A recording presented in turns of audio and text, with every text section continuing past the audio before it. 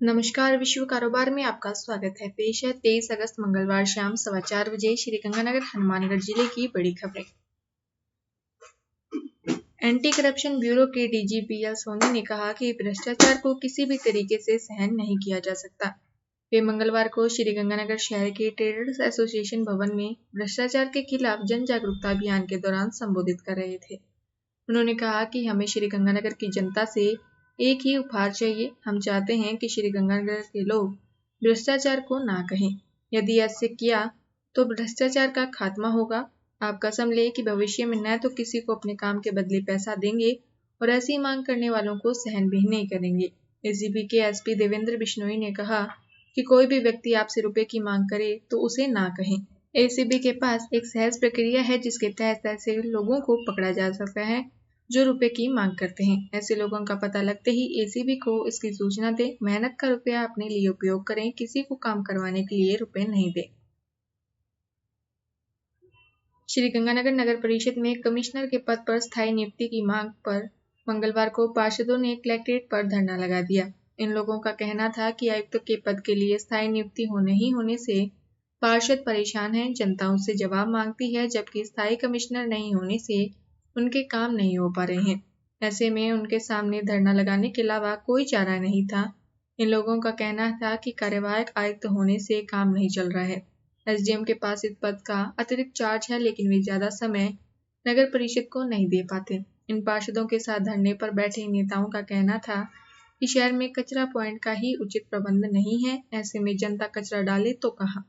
इसके साथ ही कई अन्य काम ऐसे हैं जो स्थायी आयुक्त नहीं होने से नहीं हो पा रहे हैं। श्रीगंगानगर में छात्र संघ चुनाव के दौरान मंगलवार को पूरा दिन प्रत्याशियों ने ऐसे उम्मीदवारों से मान मनोबल में बिताया जिनके चुनाव मैदान में रहने से उन्हें नुकसान हो सकता है। इसके लिए प्रत्याशी और उनके समर्थक इन प्रत्याशियों से मिले, उन्हें नाम वापस लेने का आग्रह किया, उन पर कई तरह के दबाव भी बनवाए। इसमें पारिवारिक लोगों का भी सहयोग लिया गया। कई जगह रिश्तेदारी का हवाला दिया गया तो कई जगह ऐसे मित्रों के सहारे भी इन लोगों को मनाने की कोशिश की गई जो दबाव डालकर अन्य को नाम वापसी के लिए बाध्य कर सकते हैं। श्रीगंगानगर शहर के शिव चौक से लालगढ़ तक निर्माणाधीन सड़क पर इन दिनों डिवाइडर का निर्माण कार्य चल रहा है। इस निर्माण में आमजन के लिए अहम बात यह है कि डिवाइडर कट कहां पर छोड़े जाएं। डिवाइडर कट कम होंगे तो उतनी ही दुर्घटनाएं होने की आशंका कम होगी।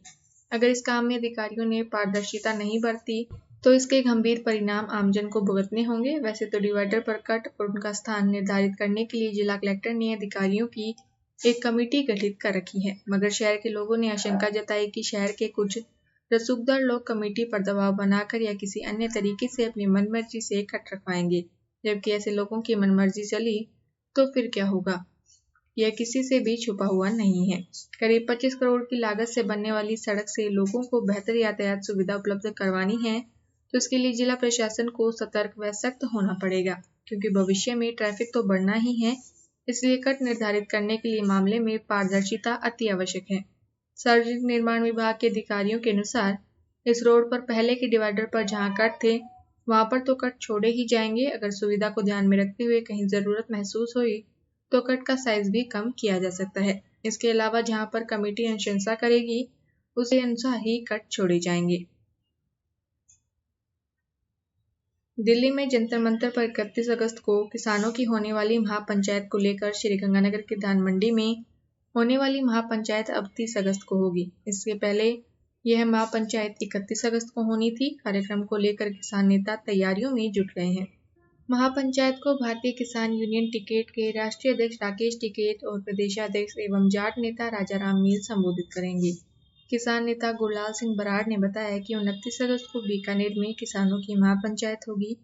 30 अगस्त को सुबह 11 बजे हनुमानगढ़ और दोपहर 1 बजे श्रीगंगानगर की नई धान मंडी में महापंचायत होगी। श्रीगंगानगर में रोटरी क्लब के पूर्व प्रांतपाल रोटरेट प्रवीण जिंदल 2021-22 ने रोटरी क्लबों की योग्यता परफॉर्मेंस के आधार पर पारितोषिक वितरण किए। मोगा में कार्यक्रम में रोटरी क्लब श्रीगंगानगर को उत्कृष्ट कार्यों के लिए डायमंड क्लब घोषित कर 112 क्लबों में सर्वश्रेष्ठ पुरस्कार प्रदान किया गया। इसके साथ साथ रोटरी क्लब श्रीगंगानगर के सचिव हरीश भाटिया को क्लब का सर्वश्रेष्ठ पुरस्कार डायमंड सचिव घोषित किया गया।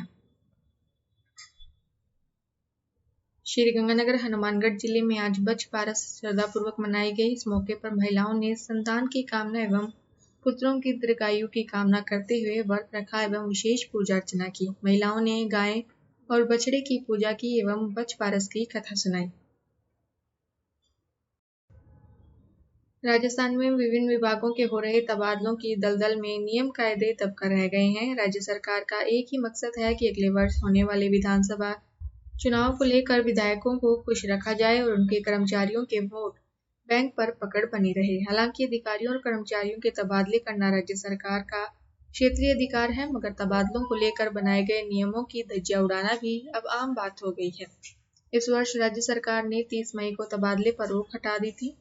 पिछले पौने 3 महीनों में कई विभागों में बहुत बड़ी संख्या में तबादले हुए हैं। स्थानीय नगर निकाय विभाग को छोड़कर बाकी विभागों में अभी भी तबादलों का सिलसिला जारी है। खास बात यह है कि बहुत से मामलों में राज्य सरकार खुद के बनाए हुए नियमों का पालन करना ही भूल गई।